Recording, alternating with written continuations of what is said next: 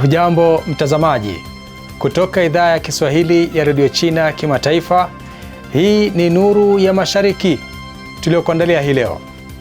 Wimbi kubwa la usafiri wa mwaka mpya wa Kichina 2026 laanza kote China.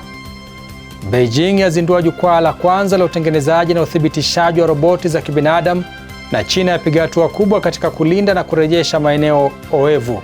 Kwa hizi na habari nyinginezo nyingi, jumuika nami Khamis Darwesh.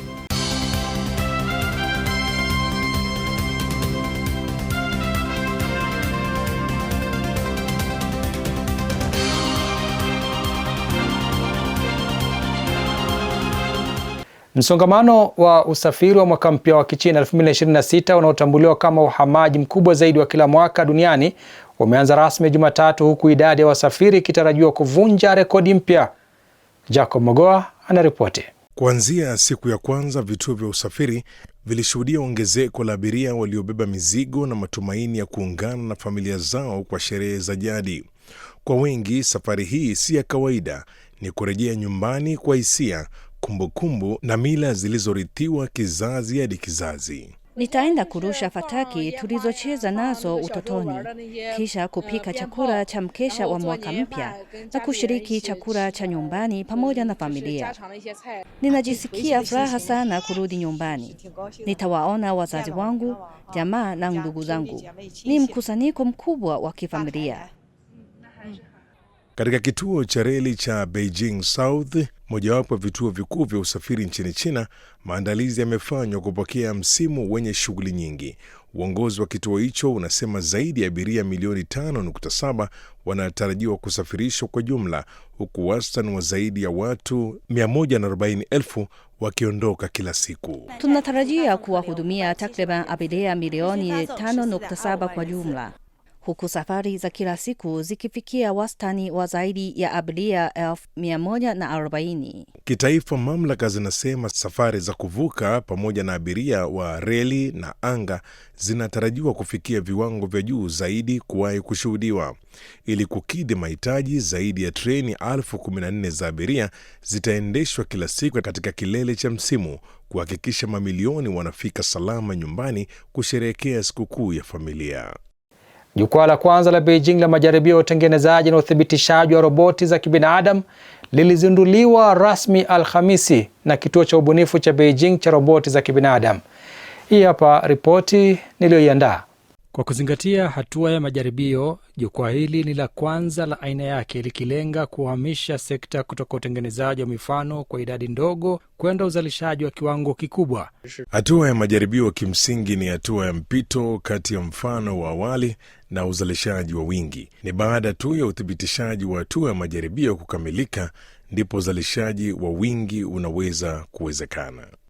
Mchakato mzima wa uzalishaji, ikiwemo ile ya sehemu mbalimbali, mikono ya juu, miguu ya chini na kiwiliwili, unafuata taratibu kali za uendeshaji sanifu katika jukwaa hilo. Baada ya kukusanywa, roboti hupitia mfululizo wa majaribio. Kwa mfano, tukiangalia mkono huu wa roboti, tutafanya kwanza jaribio la awali la kuwasha umeme, kisha tutafanya jaribio la uimara la saa 2. Kwa kuanzisha viwango vya uzalishaji na kutekeleza ukaguzi wa hatua nyingi, jukwaa hili linashughulikia changamoto ya maili ya mwisho katika safari ya roboti za kibinadamu kutoka maabara hadi kwenye laini za uzalishaji. Kulingana na kituo cha ubunifu cha Beijing cha roboti za kibinadamu, jukwaa hili lina vifaa 500 vya uzalishaji na upimaji na lina uwezo wa uzalishaji wa majaribio wa hadi roboti 5,000 za kibinadamu zilizo na mwili kamili kwa mwaka. China imepiga hatua kubwa katika kulinda na kurejesha maeneo oevu, ikiimarisha juhudi za uhifadhi tangu mkutano mkuu wa 18 wa chama cha kikomunisti cha China kwa lengo la kulinda usalama wa ekolojia na kuendeleza ujenzi wa China ya kuvutia. Ronald Mutie na taarifa hiyo kwa kina. China imeimarisha juhudi za kuhifadhi na kurejesha maeneo oevu tangu mkutano wa 18 wa chama cha kikomunisti cha China CPC, ikiyaweka kama nguzo muhimu ya usalama wa ekolojia. Maeneo oevu ni mojawapo wa mifumo mitatu mikuu ya ekolojia duniani na yana dhamani kubwa ya ekolojia, kijamii, kiuchumi na kitamaduni. Februari 2 ni siku ya dunia ya maeneo oevu, na mwaka huu imeadhimishwa chini ya kauli mbiu maeneo oevu na maarifa ya jadi, kusherehekea urithi wa kitamaduni. Rais wa China Xi Jinping amesisitiza mara kwa mara umuhimu wa kulinda maeneo oevu, akisema kwamba utalii unaweza kunufaika na ekolojia safi bila kuharibu mazingira. Aliongeza kuwa hapapaswi kuwa na maendeleo ya kibiashara kupita kiasi ili hifadhi ziwe maeneo ya kijani kwa wananchi. Since the 18th CPC National Congress, guided by Xi Jinping thought on ecological civilization, China has advanced ecological conservation with unprecedented efforts, made a series of major decisions and plans on wetland protection, worked out a series of new measures, and formed a wetland protection and development pattern with Chinese characteristics. Rais Xi pia alitoa wito wa kuongezea uhamasishaji, kuimarisha ushirikiano na kupanua zaidi hatua za kimataifa za ulinzi wa maeneo oevu alipohutubia ufunguzi wa mkutano wa 14 wa nchi wanachama wa mkataba wa Ramsar, yani COP14. China imeimarisha mifumo ya kisheria kwa kutunga na kutekeleza sheria ya ulinzi wa maeneo oevu, na zaidi ya miradi 3800 ya uhifadhi imetekelezwa. Zaidi ya hekta milioni 1 za maeneo oevu zimeongezwa au kurejeshwa, na hekta 9200 za mikoko zimepandwa, na kuifanya China kuwa miongoni mwa nchi chache zenye ongezeko halisi la mikoko. Kufikia mwaka 2025, jumla ya maeneo oevu nchini China yalifikia hekta milioni 55, huku maeneo 82 yakiteuliwa kuwa na umuhimu wa kitaifa. Teknolojia pia ina mchango mkubwa, ikiwemo matumizi ya satelaiti, akili bandia, droni na viisi vya maji ili kufuatilia ekolojia ya bioanuai na maeneo oevu. Next, we will fully implement the Wetland Protection Law, carry out major restoration projects, strengthen mangrove protection, and consolidate results in controlling common cordgrass. We will promote the establishment of mechanisms to realize the value of wetland ecological products, protect the kidneys of the earth, and ensure that more benefits can reach the people. China imetoa hati yake ya sera ya mwaka 2026 inayojulikana kama hati kuu namba 1, ikieleza mipango ya kuimarisha kilimo cha kisasa na kuendeleza maeneo ya vijijini. Hati hiyo pia inalenga kuboresha maisha ya wakazi wa vijijini na kuongeza uzalishaji wa chakula nchini humo. Tom Wanjala na maelezo zaidi. Kama taarifa ya kwanza ya sera inayotolewa kila mwaka na mamlaka kuu za China, hati hiyo hutazamwa kama kiashiria cha vipaumbele vya sera kuhusu masuala ya kilimo na maendeleo ya maeneo ya vijijini. Hati hiyo inataka kuwepo juhudi za kuziba mapengo yaliyopo katika sekta ya kilimo na maendeleo ya vijijini, pamoja na kuharakisha juhudi za kuijenga China kuwa taifa lenye nguvu katika kilimo katika kipindi cha mpango wa 15 wa maendeleo ya miaka 5, yani kuanzia mwaka huu wa 2026 hadi mwaka wa 2030. Kwa mjibu wa hati hiyo, taifa linapaswa kuyapa kipaumbele cha juu masuala yanayohusiana na kilimo, maeneo ya vijijini na wakazi wa vijijini, kuendeleza maendeleo jumuishi kati ya mijini na vijijini, na kuhakikisha sera zinazolenga kuimarisha kilimo, kuwafaidi wakulima na kuinua uchumi wa vijijini zinaleta matokeo makubwa zaidi. Hati hiyo pia inaeleza umuhimu wa kulinda usalama wa chakula wa taifa, kuendelea kuimarisha na kupanua mafanikio yaliyopatikana katika kupunguza umaskini, kujenga kilimo kuwa sekta muhimu ya kisasa ya uchumi, kuhakikisha mazingira bora ya maisha vijijini na kuwawezesha wakulima kuishi maisha yenye ustawi na ubora zaidi. Mkesha wa mwaka mpya wa Kichina ni siku muhimu zaidi katika kalenda ya kuukaribisha mwaka mpya wa jadi wa China. Ni wakati wa familia na jamii kukusanyika, kusherehekea urithi wa kitamaduni, matumaini mapya na mshikamano. Shirika kuu la utangazaji la China CMG litapeperusha tamasha moja kwa moja siku hiyo, ambayo ni tarehe 16 Februari. Tamasha la mwaka mpya wa Kichina lina chimbuko lake katika siku za mwisho za majira ya baridi maelfu ya miaka iliyopita, wakati kila familia iliwasha moto wa kuwakaribisha wageni. Leo ukaribisho huo unaonyeshwa jukwani kupitia tamasha la mwaka mpya wa Kichina la CMG. Hapa ndipo mambo yanapovutia zaidi.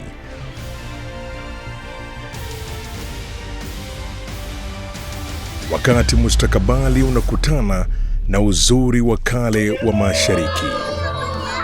Hapa ndipo tunapohisi joto, ambapo kila sauti ina hadithi ya kusimulia na kila sauti inasikika.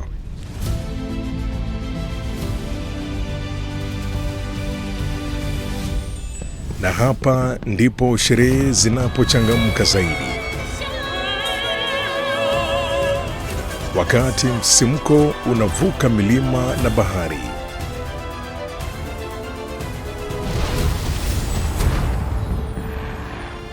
Nchini China na kote duniani, popote ulipo, tamasha la Spring Festival la CMG linapoanza uko nyumbani.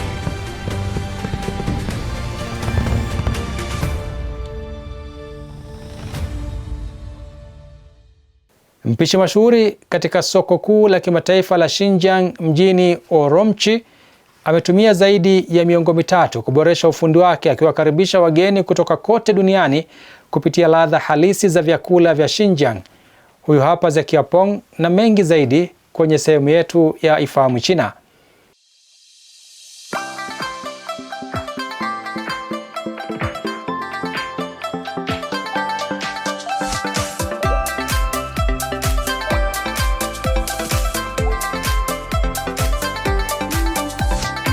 Mambo na karibu katika kipindi cha Ifahamu China. Mimi ni Zekia Pong.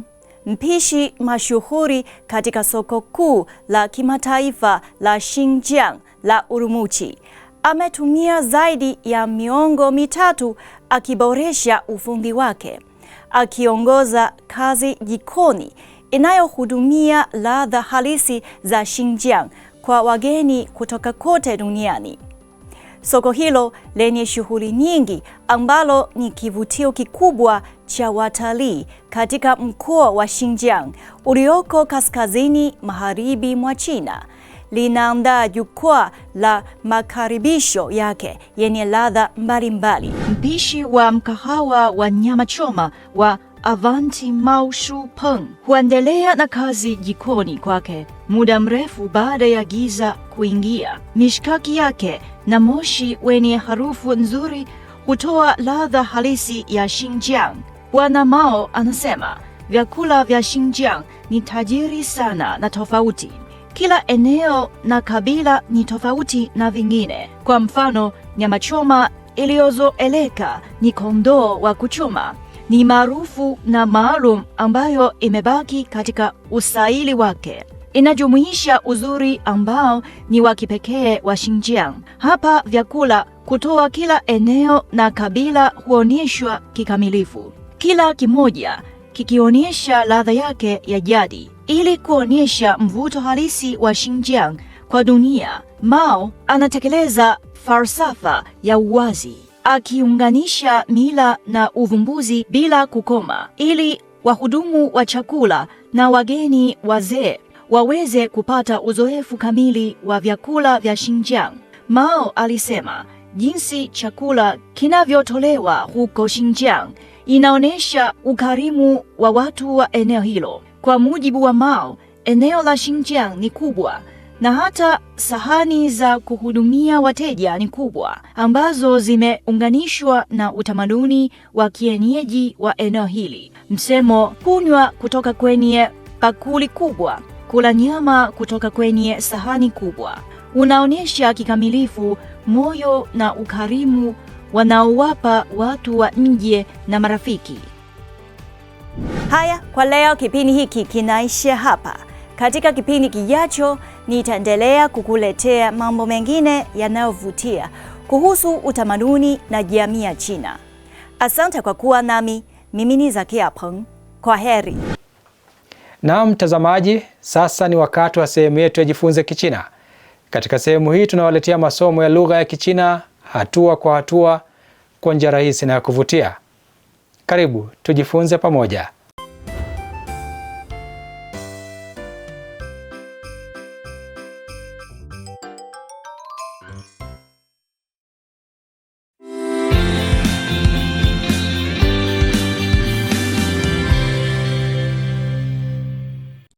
Hamjambo, karibuni katika darasa la Kichina la YCT. Somo la YCT ni mfumo wa mafunzo ya lugha ya Kichina unaowaongoza watoto kujifunza Kichina kwa ufanisi na kuinua kiwango chao cha uelewa wa lugha ya Kichina kwa pande zote. 第一课，我可以坐这儿吗？ Sasa tunajifunza maneno mapya. Tafadhali soma baada ya sauti zilizorekodiwa. 可以坐请不客气不要说话对不起没关系 Kinachofuata tuangalie matumizi ya maneno haya. 可以 Tafadhali soma nami maneno haya. 不可以，坐这儿，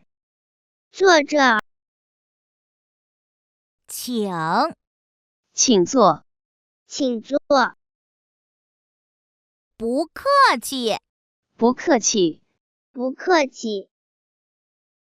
不要请不要说话，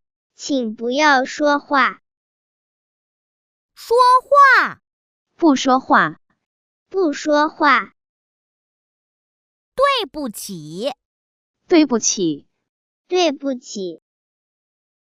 没关系没关系。 Mashine ya roketi. Soma herufi za Kichina katika mashine ya roketi. Unaweza kupata sarafu ya dhahabu kama ukisoma kwa usahihi. Tucheze pamoja.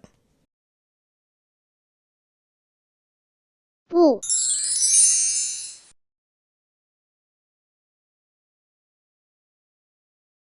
坐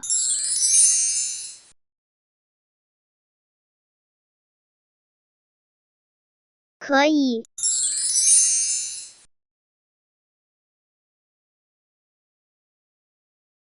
请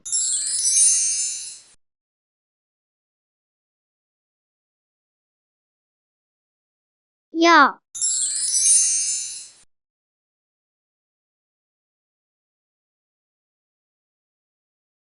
客气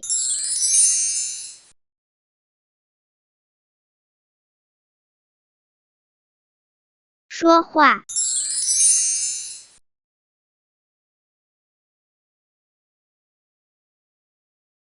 关系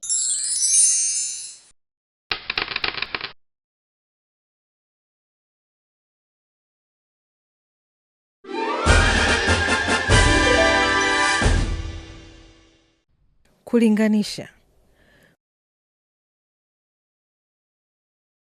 老师好谢谢对不起再见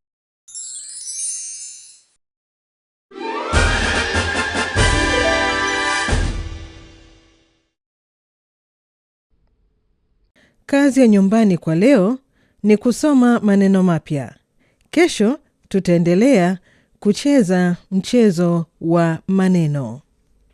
再见 Naam, ni hulka ya kimaumbile kwamba kila kilicho na mwanzo hakikosi kuwa na mwisho wake, na kufikia hapa mtazamaji, sina la ziada ila kuhitimisha kipindi cha Nuru ya Mashariki kwa siku ya leo. Lakini kabla sijaondoka, chukua hii. Jitahidi sana kupanda bila ya kushusha wengine, kushiba bila ya kuacha njaa wengine, na kufurahi ama kucheka bila ya kuwaumiza wengine. Kwani haya yote tunayopigania ni mapito tu ya muda mfupi. Beni Khamis Darwish. Maasalam. Kwa taarifa zaidi kuhusu China, unaweza kutembelea tovuti ya CRI Kiswahili na marafiki_CN kwenye Facebook. Pia unaweza kupakua app ya Cheche kwenye Google Play na Palm Store.